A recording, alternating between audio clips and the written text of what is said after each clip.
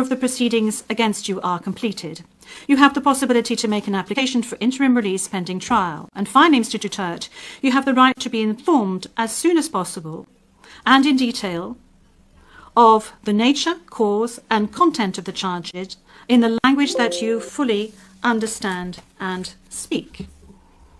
Counsel, have you understood? Yes, we're listening, ma'am. We're listening. And before it ends, may we be allowed to present a manifestation on the circumstances behind the delivery of Mr. Duterte in this chamber. Oui, Maître, je dois d'abord demander... Yes, counsel. This is as part of the procedure. And as we've said since the very outset, I need to ask Mr. Duterte himself to make the conditions of his detention at the detention facility of the court since his arrival. If he can please tell us these details. Thank you. Can I... Oui, Maître. Oui. The presiding judge. Yes, counsel. Please. 2 days ago, the whole world has witnessed the degrading fashion in which a former president of a sovereign country was bundled into a private aircraft and summarily transported to The Hague. To us lawyers, this would be called an extrajudicial rendition. To the less legally inclined, it was a pure and simple kidnapping. My client was denied all access to the legal recourse in the country of his citizenship, and this all in the nature of political scores settling. Two troubled entities struck an unlikely alliance, an incumbent president who wished to neutralize and choke the legacy of my client and his daughter on the other hand, and a troubled legal institution subject to delegitimization and desperate for a price cuts and a legal show today on the other hand. With this in mind, it is not surprising that my client was abducted from his country. ICC private jets do not drop out of the thin air. That jet which received my client was coordinated in advance. The UAE is not a state party to the ICC and has no obligation to cooperate with the court. Yet my client sat in transit in that country for more than 5 hours. I invite the registry's representative to present today in court to explain to the judges exactly how they believe this transfer was anything other than a gross abuse of process. Given the precipitous arrival of my client, an elderly man with debilitating medical issues, hard of hearing and poor of sight, he was taken to a hospital for observation. Only this morning have I met him for the first time with less than an hour to discuss legal issues. I have not been able to present him with a hard copy of the arrest warrant because we were not supplied with such. I have not even been able to explain to him what the prosecution requested when seeking the issuance of the arrest warrant. This is because the chamber only established a redacted version of the prosecution request last night. Other than to identify himself, my client is not able to contribute anything to this hearing. Most importantly, he is not able even to tell you that he has been informed of the charges as contained in the arrest warrant for a reason more pertinent to which I alluded in my written request to this honorable pre-trial chamber this morning, and which is confidential in nature.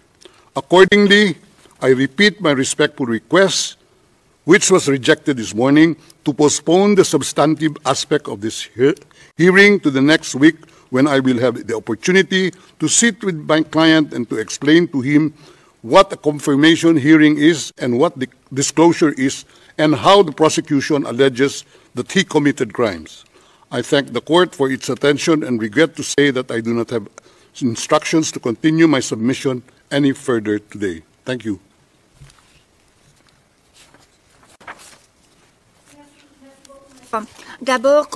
Thank you, counsel. Now, with regard to the health issues of Mr. Duterte, I believe that the court has taken specific measures with regard to his health situation, and I note that subsequent to his arrest and when he arrived at the detention centre, the court's doctor was of the opinion that you were fully mentally aware and fit, and that you have undergone further checks and tests at the detention facility.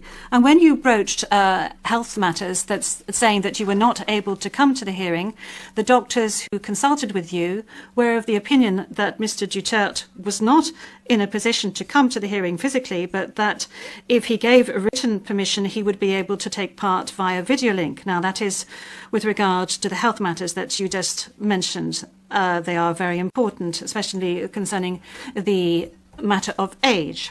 Now, with regard to the rights of Mr. Duterte, we have before us the registrar's or the registry's report that says that Mr. Duterte has been informed of his rights, including Articles 66 and 67 of the Rome Statute, and that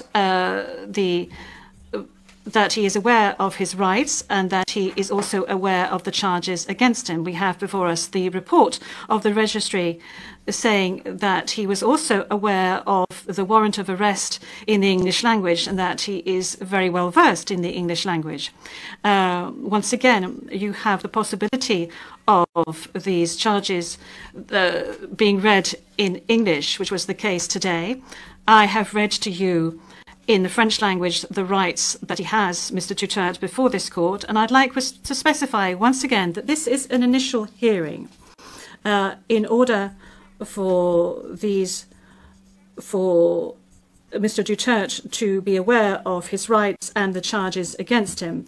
And then there will be a full procedure that will unfurl leading up to the confirmation of charges that will enable Mr. Duterte to raise all the matters that you have just raised with regard to the warrant of arrest, with regard to the crimes committed, with regards to the charges and any other matters associated with his arrest and the matters of jurisdiction of the court. You have the opportunity to do this throughout these proceedings leading up to the actual confirmation of charges hearing. Now, counsel, with regard to your request for another hearing to be held next week, well, your initial request, that was, this was not accepted by the court. Now, you have seen the two decisions of the court that have been disclosed to you, and you are aware of the fact that these two decisions were refused.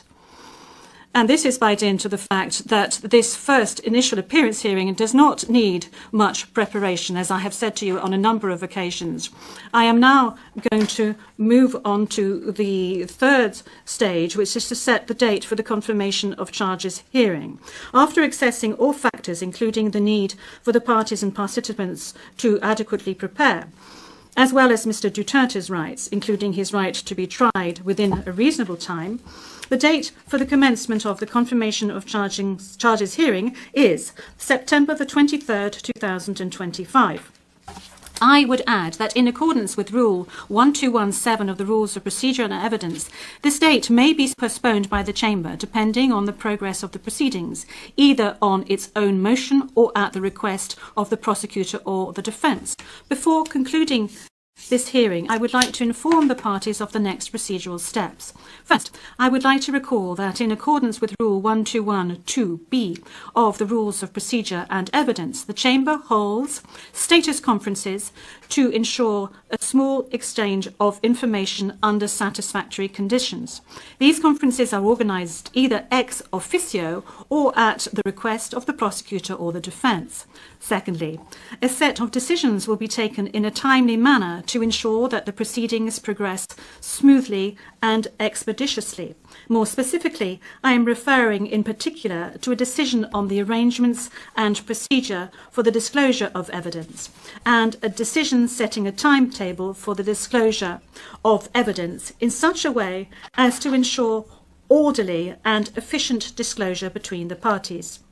In this regard, the Chamber orders the prosecutor to begin disclosing today the information on the basis of which the warrant of arrest was issued, and to complete this disclosure no later than within the next 7 days. The Chamber will also issue a decision on the participation of the victims who, according to the statute of the court and to the extent permitted by the Chamber, are authorised to present their views and concerns at this stage of the proceedings. We have come to the end of Mr. Duterte's first appearance hearing. I would like to thank all the participants in this hearing, the interpreters and the stenographers. This concludes today's hearing.